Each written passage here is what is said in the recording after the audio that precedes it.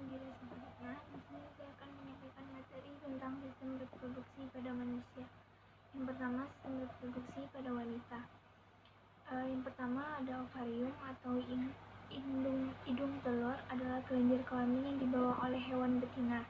Vertebrata termasuk manusia memiliki dua ovarium yang berfungsi memproduksi sel telur dan mengeluarkan hormon.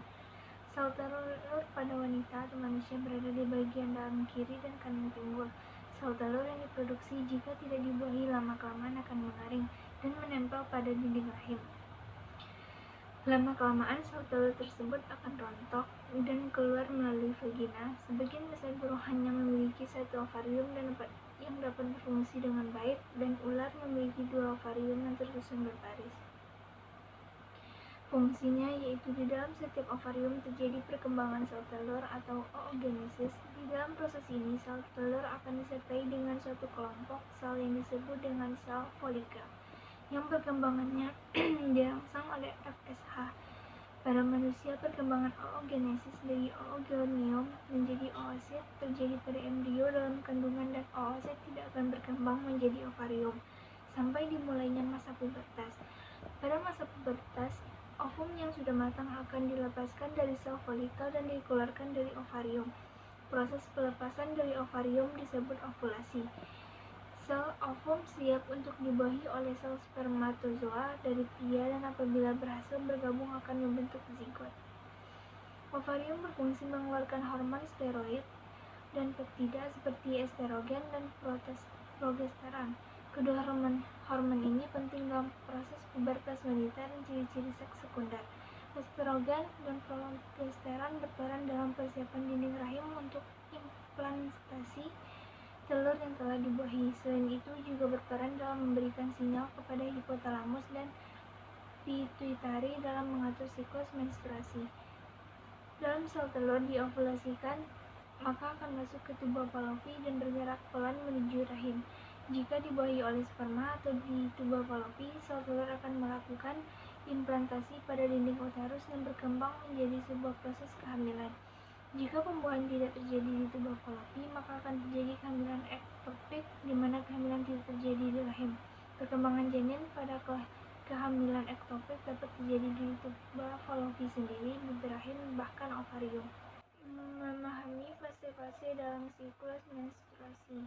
Menstruasi adalah hal yang wajar yang dialami oleh seorang wanita, meski sudah dialami sejak masih remaja. Tidak semua wanita tahu apa yang sebenarnya terjadi di dalam tubuh selama siklus menstruasi. Siklus menstruasi adalah perubahan dalam tubuh wanita, khususnya pada organ reproduksi. Menstruasi terjadi ketika lapisan dinding rahim atau endometrium yang menebal luruh karena tidak adanya pembuahan sel telur. Siklus menstruasi pada tiap wanita berbeda-beda, bisa terjadi antara 23 sampai 35 hari. Namun rata-rata siklus menstruasi adalah 28 hari. Hormon yang mempengaruhi fase-fase dalam siklus menstruasi. Yang pertama, estrogen. Hormon yang diproduksi pada ovarium ini sangat berperan di dalam tubuh, terutama pada ovulasi dalam siklus reproduksi wanita. Hormon estrogen juga berperan pada perubahan tubuh remaja dalam masa pubertas, serta terlibat dalam pembentukan kembali lapisan rahim setelah periode menstruasi. Selanjutnya yaitu hormon progesteron. Hormon ini bekerja sama dengan estrogen untuk menjaga siklus reproduksi dan menjaga kehamilan. Sama dengan estrogen, progesteron juga diproduksi di ovarium dan berperan dalam penebalan dinding rahim.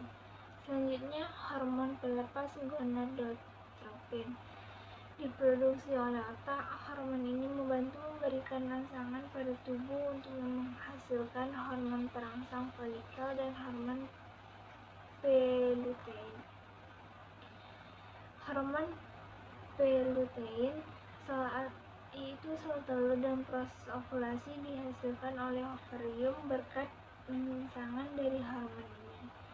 Selanjutnya, hormon perangsang folikel. Hormon ini berfungsi membantu sel telur di dalam ovarium matang dan siap untuk dilepaskan. Hormon ini diproduksi di kelenjar pituitari pada bagian bawah otak. Fase-fase dalam siklusnya menstruasi itu fase pertama biasanya terjadi selama 3-7 hari. Pada masa ini lapisan dinding rahim meluruh menjadi darah menstruasi. Banyaknya darah yang keluar selama menstruasi berkisar antara 30-40 ml pada setiap siklus. Pada hari pertama hingga hari ketiga, darah menstruasi yang keluar akan lebih banyak. Pada saat ini biasanya wanita akan merasakan nyeri atau kram pada bagian panggul, kaki, dan punggung. Nyeri pada bagian perut juga kerap dirasakan pada hari-hari pertama menstruasi, dipicu karena adanya kontraksi dalam rahim. Kontraksi otak rahim ini terjadi karena adanya peningkatan hormon prostaglandin selama menstruasi terjadi. Adapun kontraksi yang kuat dalam rahim yang dapat menyebabkan suplai oksigen ke rahim tidak berjalan dengan lancar. Karena kekurangan asupan oksigen inilah kram atau nyeri di perut dirasakan selama menstruasi. Fase kedua yaitu praovulasi dan ovulasi. Pada fase praovulasi, lapisan dinding rahim yang sempat luruh akan mulai menebal kembali. Lapisan dinding rahim tersebut cukup tipis sehingga sperma dapat melewati lapisan ini dengan mudah dan bisa bertahan kurang lebih selama 3-5 hari. Proses penebalan rahim dipicu oleh peningkatan hormon. Mungkin Anda sempat berpikir bahwa ovulasi selalu terjadi pada hari ke-14 setelah siklus pertama. Tapi nyatanya masa ovulasi tiap wanita tidaklah sama, tergantung kepada siklus menstruasi masing-masing dan beberapa faktor seperti penurunan berat badan, stres, sakit, diet, dan olahraga. Jika Anda sedang berencana fase ketiga, yaitu pada fase ini lapisan dinding rahim makin menebal. Hal ini dikarenakan folikel yang telah pecah dan mengeluarkan sel telur membentuk korpus luteum. Korpus luteum kemudian memproduksi progesteron yang membuat lapisan dinding rahim makin tebal. Untuk memahami proses produksi telur, mari kita lihat beberapa organ reproduksi wanita atau alat kelamin wanita. Ini adalah uterus atau rahim, tuba falopi, ovarium atau indung telur, vagina atau mulut rahim. Mari kita perbesar ovarium untuk melihat perkembangan telur. Kita bisa melihat dalam ovarium di sebelah kiri, gambar berwarna ungu adalah sel telur yang sedang berkembang. Semenjak dilahirkan, seluruh sel telur yang dimiliki wanita tersimpan di dalam ovarium dalam keadaan tak berkembang.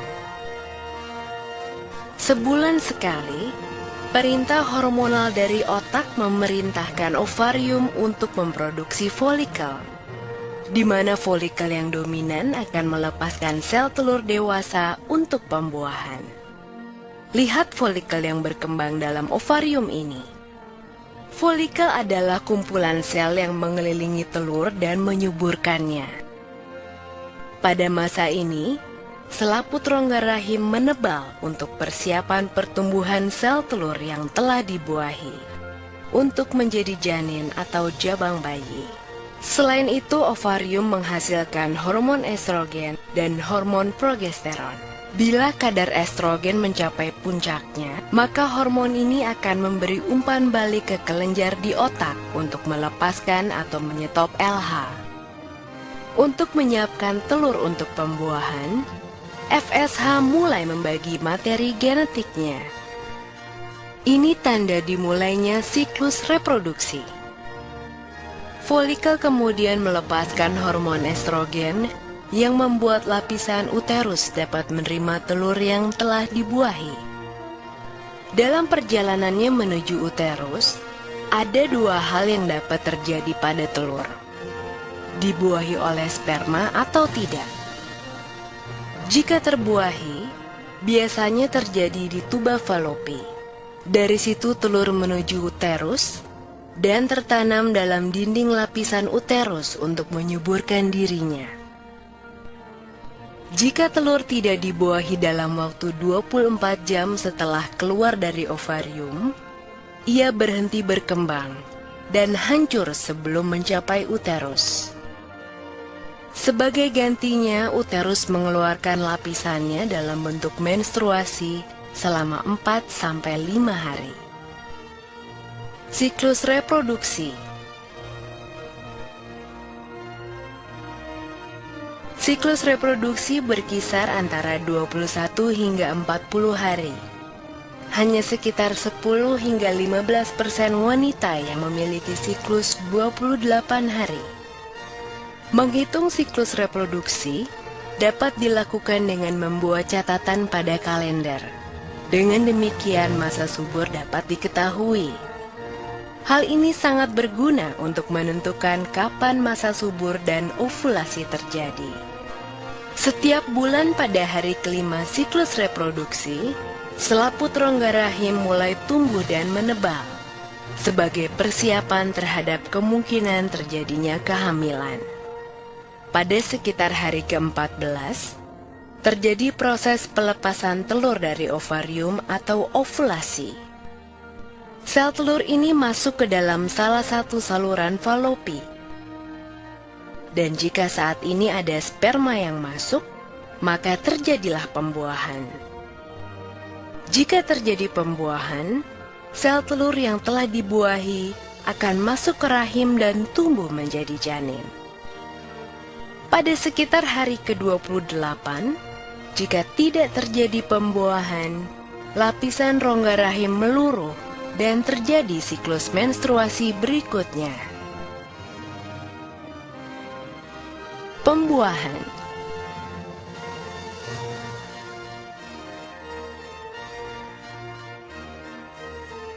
Jutaan sperma dilepaskan dalam satu kali ejakulasi saat puncak senggama.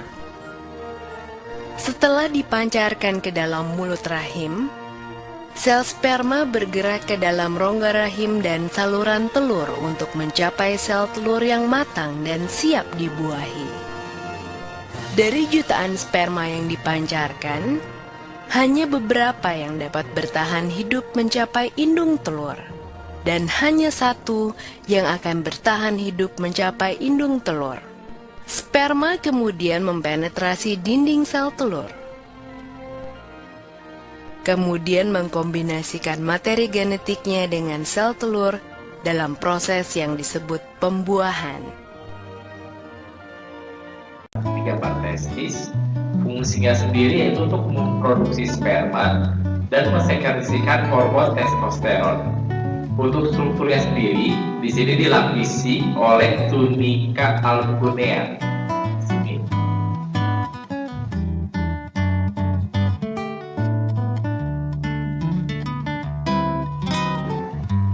Di sini juga ada tubulus seminiferus yang berfungsi untuk memproduksi sperma.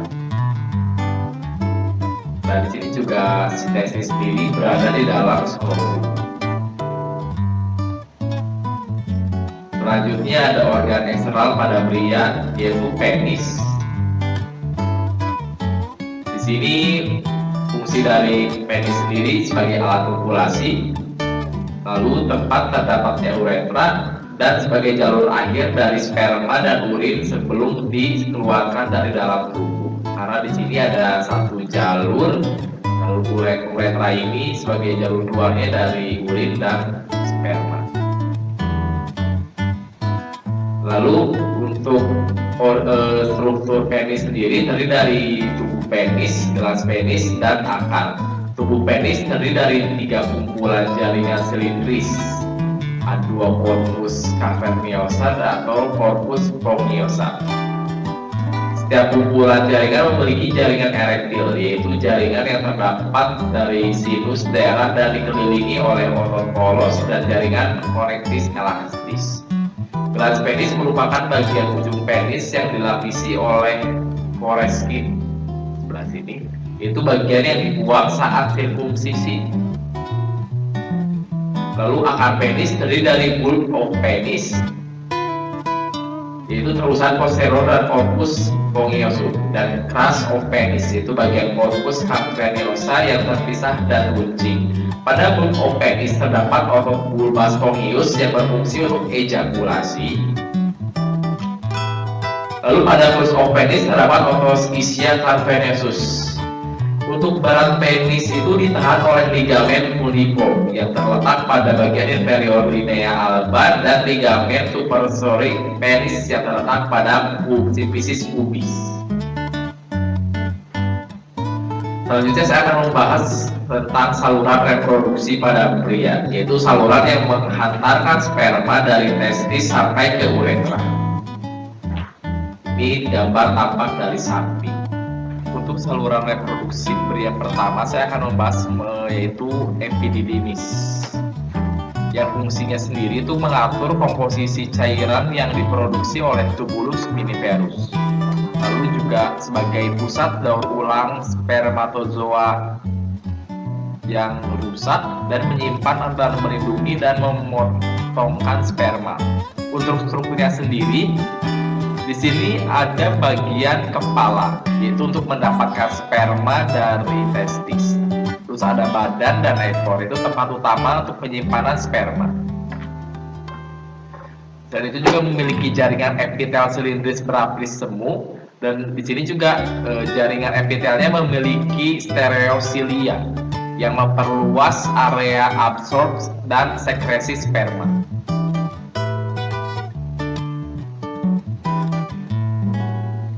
Yang kedua yaitu ductus vas deferens.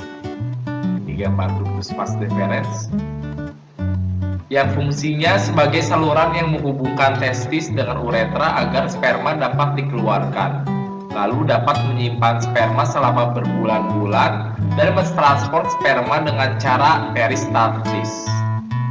Strukturnya sendiri, dindingnya memiliki dinding otot halus yang tebal, lalu jaringan epitel silindris berlapis semu, dan lumen ductus deferens membesar sebelum mencapai kelenjar prostat dan seminal.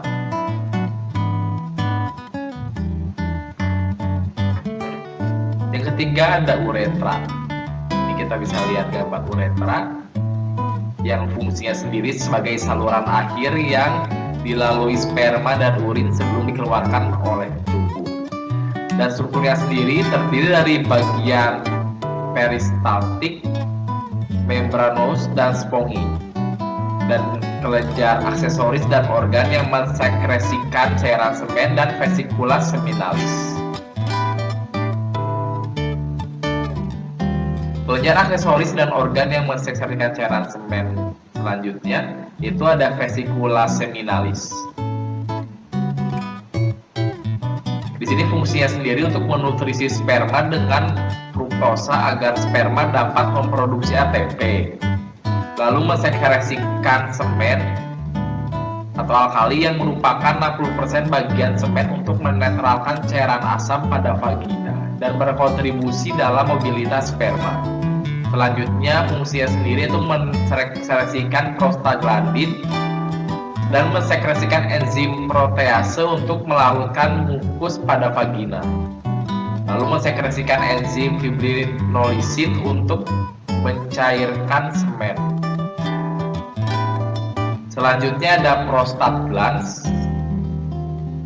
Nah, ini gambar prostat normal, yang fungsinya sendiri untuk mensekresikan cairan alkali yang menetralkan keasaman cairan vagina, lalu mensekresikan protein seminal plasmin yang memiliki sifat antibiotik agar mencegah infeksi pada sepanjang saluran reproduksi pria. Ini ada gambar Fover glands di sini dan ini sudah diperbesar. Nah, yang ini gambar Fover glands. ya fungsinya sendiri untuk mensekresikan mukus